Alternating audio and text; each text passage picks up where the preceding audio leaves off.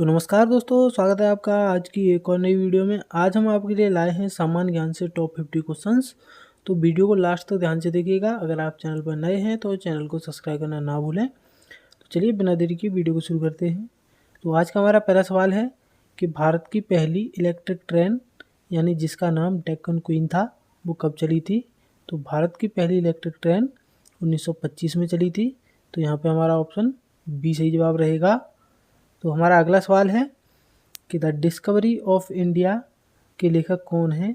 तो the discovery of India एक पुस्तक है जिसके लेखक जवाहरलाल नेहरू हैं।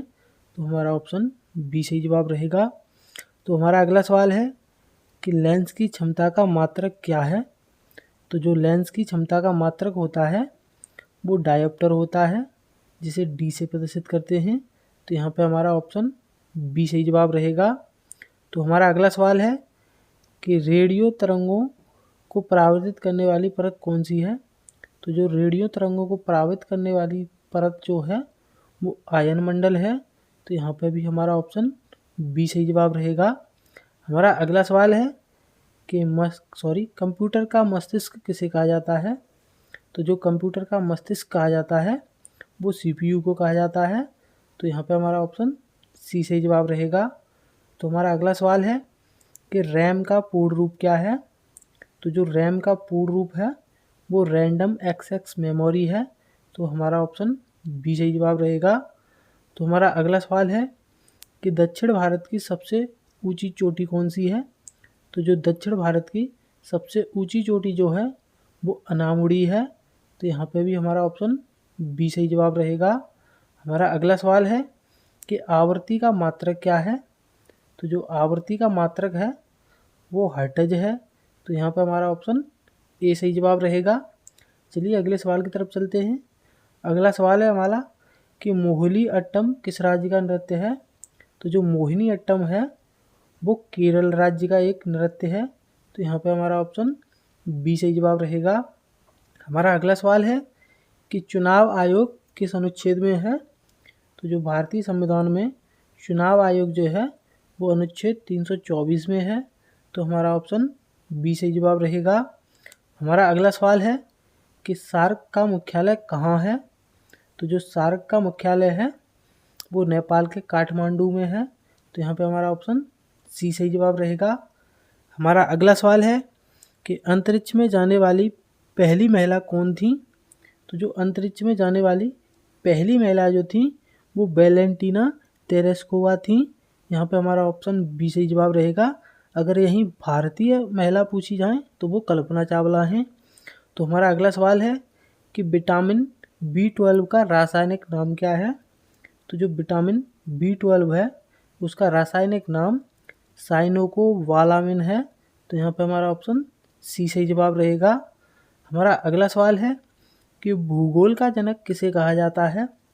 तो जो भूगोल का जनक कहा जाता है वो इरेटोस्थनीज को कहा जाता है। तो यहाँ पे हमारा ऑप्शन बी सही जवाब रहेगा। हमारा अगला सवाल है कि सफ़ेद हाथियों का देश किसे कहा जाता है। तो जो सफ़ेद हाथियों का देश कहा जाता है वो थाईलैंड को कहा जाता है। तो यहाँ पे हमारा ऑप्शन बी सही जवाब रहेगा। हमारा अगला सवाल है कि अर्धरात्रि के सूर्य का देश किसे कहा जाता है। तो जो अर्धरात्रि के सूर्य का देश कहा जाता है वो नॉर्वे को कहा जाता है। तो यहाँ पे हमारा ऑप्शन बी सही जवाब रहेगा। हमारा अगला सवाल है कि प्लासी का युद्ध कब हुआ था। तो जो प्लासी का युद्ध हुआ था वो 1757 में हुआ था। तो यहाँ पे हमारा ऑप्शन ए सही जवाब रहेगा। हमारा अगला सवाल है कि खालसा पंथ की स्थापना किसने की थी। तो जो खालसा पंथ की स्थापना की थी वो गुरु गोविंद सिंह ने की थी। तो यहाँ पे हमारा ऑप्शन डी सही जवाब रहेगा। हमारा अगला सवाल है कि विटामिन सी का रासायनिक नाम क्या है। तो जो विटामिन सी का रासायनिक नाम जो है वो एस्कॉर्बिक एसिड है। तो यहाँ पे हमारा ऑप्शन ए सही जवाब रहेगा। हमारा अगला सवाल है कि सबसे हल्की गैस कौन सी है। तो जो सबसे हल्की गैस है वो हमारी हाइड्रोजन है। तो यहाँ पे ऑप्शन सी सही जवाब रहेगा। अगला सवाल है कि शरीर का सबसे कठोर भाग कौन सा है। तो जो हमारे शरीर का सबसे कठोर भाग जो है वो इनेमल है जो कि दांतों में पाया जाता है, तो हमारा ऑप्शन बी सही जवाब रहेगा। हमारा अगला सवाल है कि भारत की पहली महिला मुख्यमंत्री कौन थी। तो जो भारत की पहली महिला मुख्यमंत्री जो थी वो सुचेता कृपलानी थी, तो यहाँ पे हमारा ऑप्शन बी सही जवाब रहेगा। तो हमारा अगला सवाल है कि संविधान का हृदय और आत्मा किसे कहा जाता है। तो संविधान का हृदय और आत्मा जो कहा जाता है वो अनुच्छेद 32 को कहा जाता है, तो यहाँ पे हमारा ऑप्शन बी सही जवाब रहेगा। हमारा अगला सवाल है कि सुप्रीम कोर्ट की पहली महिला न्यायाधीश कौन थी। तो सुप्रीम कोर्ट की पहली महिला न्यायाधीश जो थी वो फातिमा बीबी थी, तो यहाँ पे हमारा ऑप्शन बी सही जवाब रहेगा। हमारा अगला सवाल है कि सिक्कों का अध्ययन क्या कहलाता है। तो जो सिक्कों का अध्ययन जो है वो न्यूमिस्मेटिक्स कहलाता है, तो यहाँ पे ऑप्शन बी सही जवाब रहेगा। अगला सवाल है कि पक्षियों का अध्ययन क्या कहलाता है। तो जो पक्षियों का अध्ययन होता है वो ऑर्निथोलॉजी कहा जाता है, तो यहाँ पे हमारा ऑप्शन बी सही जवाब रहेगा। हमारा अगला सवाल है कि त्वचा का रंग किससे होता है, यानी जो हमारी त्वचा होती है उसका रंग कौन आधारित करता है यानी निर्धारित करता है, तो वो मेलानिन करता है, तो यहाँ पे हमारा ऑप्शन बी सही जवाब रहेगा।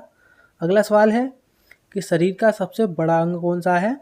जो हमारे शरीर का सबसे बड़ा अंग जो है वो त्वचा है, तो हमारा ऑप्शन सी सही जवाब रहेगा। हमारा अगला सवाल है कि मास्टर ग्लैंड कौन सी है, यानी मास्टर ग्रंथि यहाँ पर कौन सी है, तो वो पीयूष ग्रंथि होती है, तो हमारा ऑप्शन सी सही जवाब रहेगा, यानी मास्टर ग्रंथि पीयूष ग्रंथि को कहा जाता है। हमारा अगला सवाल है कि भारत का पहला उपग्रह कौन सा था। तो जो भारत का पहला उपग्रह जो था उसका नाम आर्यभट्ट था, तो यहाँ पे हमारा ऑप्शन बी सही जवाब रहेगा। नेक्स्ट क्वेश्चन है कि 1857 का विद्रोह कहाँ से शुरू हुआ। तो जो 1857 का विद्रोह शुरू हुआ था वो मेरठ से शुरू हुआ था, तो हमारा ऑप्शन सी सही जवाब रहेगा। अगला सवाल है कि ब्रह्म समाज के संस्थापक कौन थे। तो जो ब्रह्म समाज के संस्थापक थे वो राजा राम मोहन राय थे, तो हमारा ऑप्शन बी सही जवाब रहेगा। अगला सवाल है कि विटामिन B1 की कमी से कौन सा रोग होता है। तो जो विटामिन B1 की कमी से जो रोग होता है वो बेरी रोग होता है, यहाँ पे ऑप्शन सी सही जवाब रहेगा। अगला सवाल है कि चींटी के डंक में कौन सा अम्ल पाया जाता है। तो जो चींटी के डंक में अम्ल पाया जाता है वो फॉर्मिक अम्ल पाया जाता है, यहाँ पे ऑप्शन सी सही जवाब रहेगा। अगला सवाल है कि सिरके में कौन सा अम्ल पाया जाता है। तो जो सिरके में अम्ल पाया जाता है वो एसिटिक अम्ल पाया जाता है, तो यहाँ पे ऑप्शन ए सही जवाब रहेगा। अगला सवाल है कि बेकिंग सोडा का रासायनिक नाम क्या है। तो जो बेकिंग सोडा है उसका रासायनिक नाम सोडियम बाइकार्बोनेट है, तो यहाँ पे ऑप्शन बी सही जवाब रहेगा। हमारा अगला सवाल है कि धावन सोडा का रासायनिक नाम क्या है। तो जो धावन सोडा है उसका रासायनिक नाम सोडियम कार्बोनेट है, तो यहाँ पे ऑप्शन ए सही जवाब रहेगा। हमारा अगला सवाल है कि कवक का अध्ययन क्या कहलाता है। तो जो कवक का अध्ययन होता है वो माइकोलॉजी कहलाता है, तो यहाँ पे ऑप्शन बी सही जवाब रहेगा। अगला सवाल है कि शैवाल का अध्ययन क्या कहलाता है। तो जो शैवाल का अध्ययन होता है वो फाइकोलॉजी कहलाता है, तो यहाँ पे ऑप्शन बी सही जवाब रहेगा। अगला सवाल है कि PDF का पूर्ण रूप क्या है। तो जो PDF है उसका पूर्ण रूप पोर्टेबल डॉक्यूमेंट फॉर्मेट होता है, तो यहाँ पे ऑप्शन बी सही जवाब रहेगा। अगला सवाल है कि चांद पर कदम रखने वाला पहला व्यक्ति कौन था। तो जो चांद पर पहला कदम रखने वाला व्यक्ति जो था वो नील आर्मस्ट्रॉन्ग था, तो यहाँ पे ऑप्शन बी सही जवाब रहेगा। अगला सवाल है कि अंतरिक्ष में जाने वाला पहला भारतीय कौन था। तो जो अंतरिक्ष में जाने वाला पहला भारतीय जो था वो राकेश शर्मा थे, तो यहाँ पे ऑप्शन बी सही जवाब रहेगा। अगला सवाल है कि गुलाबी शहर किसे कहा जाता है। तो जो भारत में गुलाबी शहर कहा जाता है वो राजस्थान के जयपुर को कहा जाता है, तो यहाँ पे ऑप्शन बी सही जवाब रहेगा। हमारा अगला सवाल है कि ब्लू सिटी किसे कहा जाता है। तो जो ब्लू सिटी कहा जाता है वो जोधपुर को कहा जाता है, तो यहाँ पे ऑप्शन सी सही जवाब रहेगा। नेक्स्ट क्वेश्चन है कि हल्दी घाटी का युद्ध कब हुआ था। तो हल्दी घाटी का जो युद्ध हुआ था वो 1576 में हुआ था। यहाँ पे ऑप्शन सी सही जवाब रहेगा। अगला सवाल है कि वित्तीय आपातकाल किस अनुच्छेदों में है। तो जो वित्तीय आपातकाल है वो भारत के संविधान के 360 अनुच्छेद में है। तो यहाँ पे ऑप्शन सी सही जवाब रहेगा। अगला सवाल है कि स्वदेशी आंदोलन कब शुरू हुआ था। तो जो स्वदेशी आंदोलन था वो 1905 में शुरू हुआ था। तो ऑप्शन ए सही जवाब रहेगा। अगला सवाल है कि नोबेल पुरस्कार जीतने वाली पहली भारतीय महिला कौन थी। तो नोबेल पुरस्कार जीतने वाली पहली भारतीय महिला जो थी वो मदर टेरेसा थी। तो ऑप्शन ए सही जवाब रहेगा। अगला सवाल है कि इंडिया गेट कहाँ स्थित है। तो जो इंडिया गेट है वो नई दिल्ली में स्थित है। तो यहाँ पे ऑप्शन सी सही जवाब रहेगा। तो आज का हमारा अंतिम सवाल है कि कान्हा राष्ट्रीय उद्यान किस राज्य में है। तो जो कान्हा राष्ट्रीय उद्यान है वो भारत के मध्य प्रदेश राज्य में स्थित है। तो यहाँ पे हमारा ऑप्शन बी सही जवाब रहेगा। तो उम्मीद करते हैं दोस्तों आपको ये वीडियो पसंद आई होगी। अगर वीडियो पसंद आई हो तो वीडियो को लाइक करके और अपने दोस्तों के साथ शेयर जरूर करें। मिलते हैं अगली वीडियो में, तब तक के लिए धन्यवाद।